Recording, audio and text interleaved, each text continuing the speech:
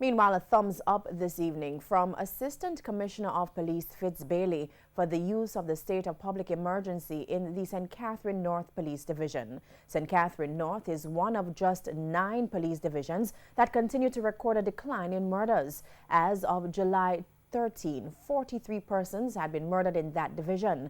That is 24 fewer than for the corresponding period last year. An unsecurity measure provided for us a sort of buffer, so that whilst they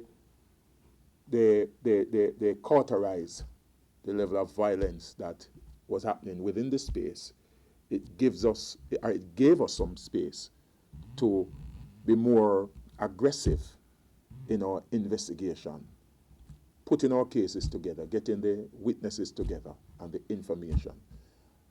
And that's one of the spin-off from the enhanced security measure. And we believe that they are going to more significant results out of it based on our investigative strategy.